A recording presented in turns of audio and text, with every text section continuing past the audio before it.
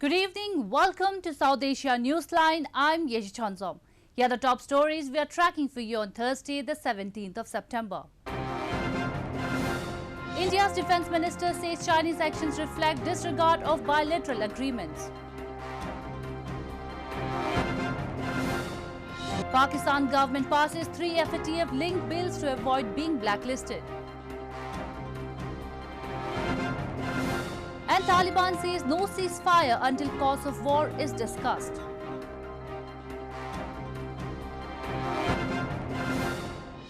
And now for all the details.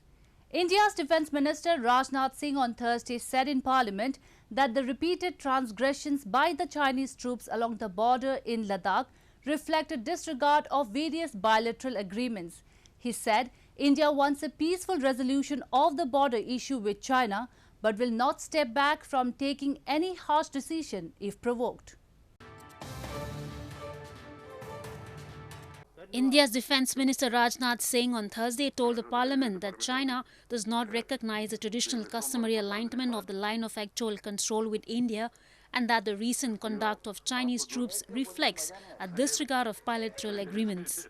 Speaking on the fourth day of the Parliament's monsoon session over the India-China border issue, Singh said that India will not step back from taking any harsh decision and that Indian forces are in a better position to retaliate, while adding that China has built up war machines and troops near the border.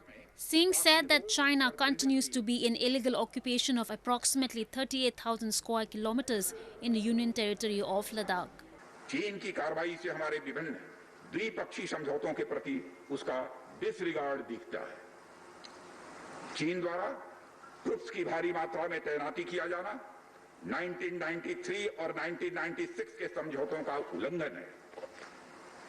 विदेशी का सम्मान करना और उसका कड़ाई से पालन किया जाना सीमा क्षेत्रों में शांति और सद्भाव का यह आधार है। The Defence Minister's statement referred to repeated transgressions by the Chinese troops at Pangong Lake and several other areas in Ladakh since April. On June 15, 20 Indian soldiers were killed in a violent standoff with Chinese troops in Ladakh's Galwan Valley. During a high-level meet in Moscow this month, foreign ministers of both the nuclear-armed nations had agreed to de-escalate the tensions. But Rajnath Singh earlier this week said the border row with China still remains. 3 terrorists were neutralized in an encounter with security forces in Srinagar city of India's Jammu and Kashmir on Thursday. A civilian was also killed while 1 security personnel sustained injuries in the pre-dawn gun battle. 3 terrorists were neutralized in an encounter that broke out between security forces and terrorists in Batmalu area of Srinagar city in India's Jammu and Kashmir on Thursday. Following a tip-off about presence of terrorists in the area, local police and the paramilitary Central Reserve Police Force or CRPF launched a cordon and search operation in Batmalu early Thursday morning, an official said. The operation turned into an encounter after terrorists opened fire on security forces, in which 1 CRPF personnel also got injured and a civilian lost her life. आज भी ऐसा ही एक operation Batmaloo के area में Srinagar city में हुआ, जिसमें 3 दहशतगर्द मारे गए। The senior police official informed they have successfully killed 16 terrorists in 7 operations in Srinagar area of Jammu and Kashmir alone this year. In total, 177 terrorists have been neutralized in 72 operations conducted across the Kashmir Valley. The number includes several foreign terrorists with links to Pakistan. In news from Pakistan, a joint sitting of Pakistan's Parliament on Wednesday passed 3 crucial Financial Action Task Force related legislations as part of the government's efforts to escape from being blacklisted by the global money laundering and terrorist financing watchdog. Pakistan is making attempts to avoid a demotion from the FATF grey list to the blacklist during the upcoming October plenary meeting. The joint sitting of Pakistan's Parliament on Wednesday passed all 3 bills to meet the requirements of Financial Action Task Force or FATF to steer the country out of grey list. President Arif Alvi called the joint sitting of both houses of parliament in a last stage to clear FATF-related legislations that were blocked by the opposition last month. After the parliament passed the bills, Prime Minister Imran Khan thanked lawmakers who voted in favour of the legislations for standing with their country.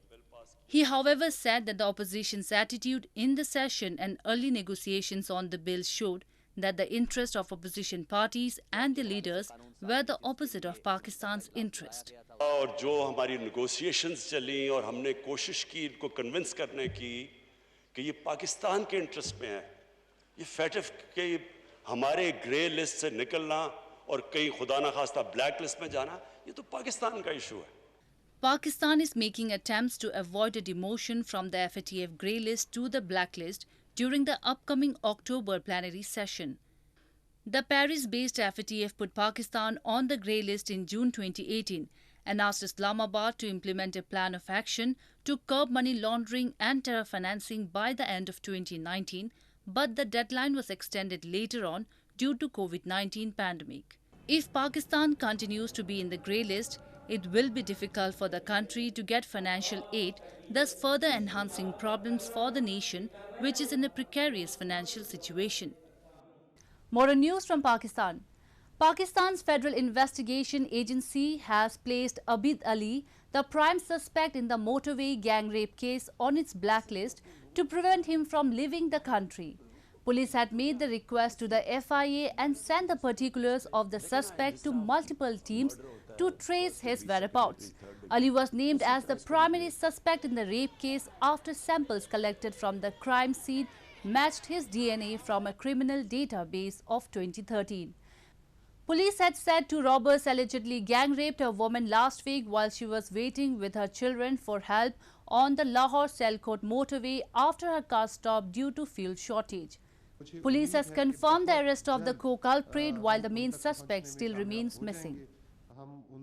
In news from Afghanistan, the Taliban spokesman Mohammad Naeem has said in Doha the group will not agree to a ceasefire unless the main cause of the war is discussed on the peace negotiating table. The Taliban spokesman Mohammad Naeem said on Wednesday that the group will not agree to a ceasefire unless the peace negotiators can discuss the main cause of the war in Afghanistan at the peace negotiating table. In an interview to Tolo News, Naeem claimed that the insurgent group reduced violence levels with the beginning of the preliminary round of talks, but the government has not halted its offensive operations. Highlighting their vision on peace negotiations, the Taliban spokesman said the Taliban wants an Islamic system that is answerable to the public and the nation.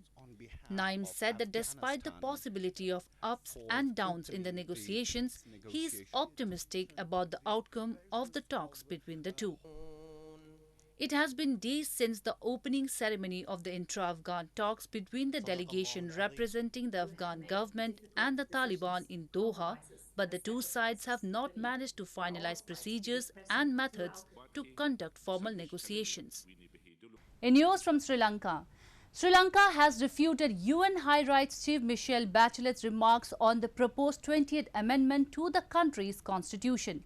The amendment aims to restore full executive powers to the president, and Bachelet has said it may negatively impact on the independence of key institutions.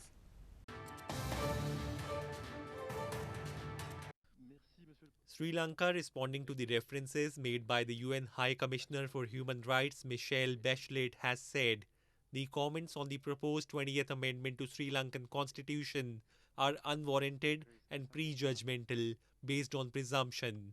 In her opening remarks at the 45th UNHRC session in Geneva on Monday, Bachelet had said the proposed 20th Amendment may negatively impact on the independence of key institutions, including the National Human Rights Commission. Sri Lankan envoy Dayani Mendes told the Council the amendment will be passed following a complete democratic process. Therefore, Sri Lanka is of the view the comments are unwarranted and prejudgmental. The draft 20th Amendment to the Constitution will be discussed and debated following a complete democratic process where all stakeholders will have the opportunity to present their views. Therefore, Sri Lanka is of the view that the High Commissioner's comments on the proposed 20th Amendment are unwarranted and prejudgmental based on presumption. The previous 19th Amendment, adopted in 2019, empowered the Parliament and the Prime Minister by watering down the powers of the Presidency. The 20th Amendment aims to restore full executive powers to President Gotabaya Rajapaksa. Since its gazetting last week, various groups have expressed opposition to some of the provisions in the amendment. It is likely to be debated in the Parliament during the second half of October, reports suggest. Hotels and restaurants across India are turning to cloud kitchen model and mobile food vans as customers remain apprehensive amid COVID-19 outbreak. Delivering food is becoming the quintessential way for businesses battered by the COVID-19 to somehow escape the turbulent time. Hotels and restaurants in India's southern Bangalore city are turning to cloud kitchen model and mobile food vans for survival of their businesses as customers remain apprehensive to pay a visit. With coronavirus cases rising rapidly in India, people are avoiding eating out due to the fear of contracting the disease. Keeping this in mind, hotels and restaurants have adopted online means of delivering food to run their businesses and meet the demands of the customers. When the people is not go to the hotel, how can you? Businesses depend upon the people. Now the online orders have increased. Yeah, online order is increased. They were the people is prepared for to quality food to serve to their door. At home. Yeah, there is a one time people is came to hotel. Now is hotel came to the people doorsteps. In a bid to restart the economy, hotels and restaurants were allowed to reopen across India from 8th of June. Another hotel owner said he started online delivery of food items as even 20% of his business was not left due to the pandemic. The sector says it is unviable to run the business with low customer footfall and high cost and staff wages. However, the online delivery channel has helped them make whatever revenues they can. The transgender Hindu spiritual order in India's spiritual capital of Varanasi performed rituals for the salvation of those who lost their lives due to coronavirus during Pitru Paksh, a 15 lunar day period. As part of rituals, priests narrate the relevance of offering charity, saying it is dedicated to the ancestors. Members of transgender Hindu spiritual order Kinnara Akhada in India's spiritual capital of Varanasi performed rituals for the salvation of those killed by coronavirus during Pitru Paksha, a 15 lunar day period. The ritual was mainly organized for the deceased members of the transgender community who don't have any families to perform their rituals. However, the group also prayed for those killed by coronavirus. As per the Hindu calendar, Pitru Paksha usually falls in the month of September or October.